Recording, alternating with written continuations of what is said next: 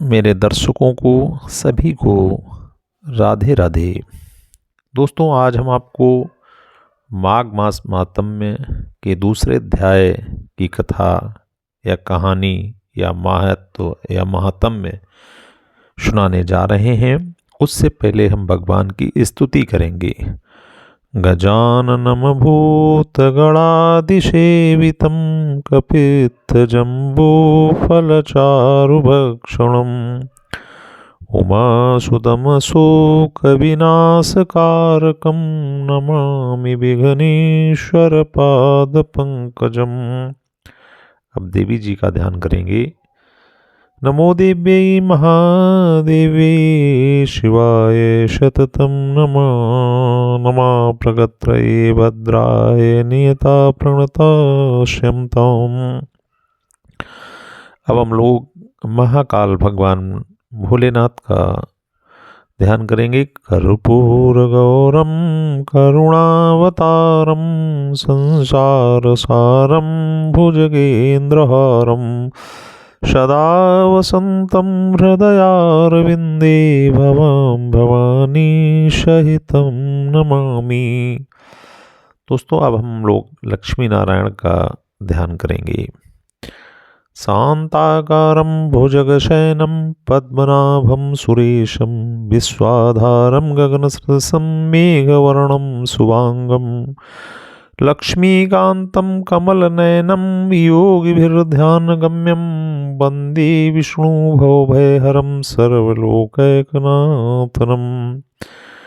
श्री पद्म पुराण माघ मास के महात्म्य को का दूसरा अध्याय हम आपकी कथा या कहानी हम आपको आज सुनाएंगे। सूत जी बोले, तब राजा ने कहा, हे द्विजराज, मैं माघ स्नान के फल को नहीं जानता, सो विस्तार पूर्वक मुझसे कहिए। राजा के ऐसे वचन सुनकर वैखानस मुनि बोले कि अंधकार विनाश करने वाले सूर्य नारायण अब शीघ्र ही उदय होने वाले हैं। सो हे राजन, यह स्नान का समय है, कथा का अवसर नहीं है। सुतराम, तुम स्नान करके आओ और अपने कुल गुरु वशिष्ठ जी से सब पूछ लेना।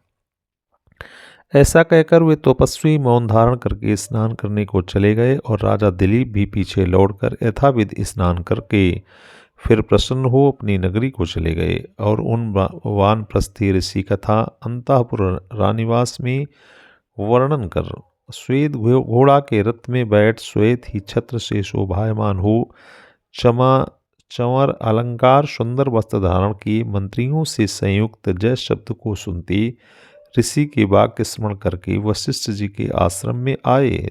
तब यात्रा के समय मगध और बंदी जन राजा की स्तुति करने लगे।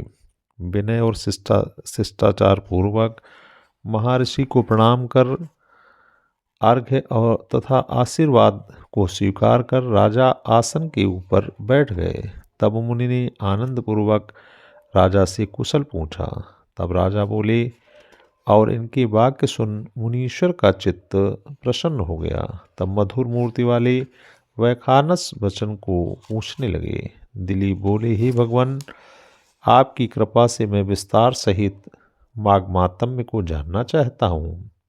आचार्य, धर्मनीति और राजधर्म सुने, चारों वर्णों के आचार तथा आश्रम की क्रिया, दान उनके विधान और यज्ञ आपके कथन किए व्रत, भगवान विष्णु की आराधना भी मैंने सुनी। अब वह सुनने की इच्छा है जो फल माघ मास स्नान करने से होता है। सो कौन सा विधान करना चाहिए, हे मुनिराज, सो कथन कीजिए।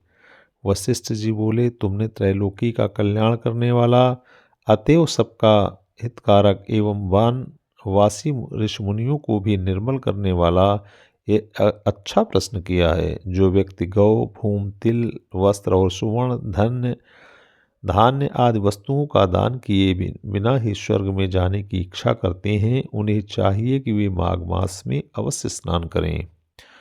जो मनुष्य चाहते हैं कि 3 रात पर्यंत चंद्रायण और पराग व्रत में हमें अपना देह तो शुष्क न करना पड़े किंतु स्वर्ग की प्राप्ति हो जाए, तो उन्हें माघ मास में नित्य स्नान करना चाहिए। वैशाख में होम और दान, कार्तिक में तप और पूजा एवं माघ मास में तप, होम और दान, ये तीनों विशेष हैं। अग्निहोत्र और यज्ञ बिना किए, बावली को बिना बनवाए जो सदगत की इच्छा करते हैं उनको माघ में बाहर जल में स्नान करना कर्तव्य है। भूमि, स्वर्ण और माणिक्य, धेनु आदि बिना दान किए जो इनका फल चाहते हैं वे राजन माघ मास का स्नान अवश्य करें। निरंतर ऐसा करने से वह पुरुष भूमिपति होता है, वह मुक्त को उत्पन्न करने वाली बुद्धि प्रकट करता है और फिर जन्म नहीं होता। दिव्य दृष्टि महात्माओं ने यह कहा कि माघ मास में तप या दान करने से अनंत फल होता है। सकाम हो चाहे प्रजा की इच्छा वाला हो, नारायण के निमित्त व अन्य प्रकार शरीर शुद्ध कर जो व्रती हो उसको 4 प्रकार से स्नान के फल की प्राप्ति होती है। आदित्य ने अन्य परित्याग पूर्वक 12 वर्ष पर्यंत माघ मास स्नान किया। उसके फल से त्रिलोकी के दीप स्वरूप 12 आदित्य 12 पुत्रों की प्राप्ति हुई।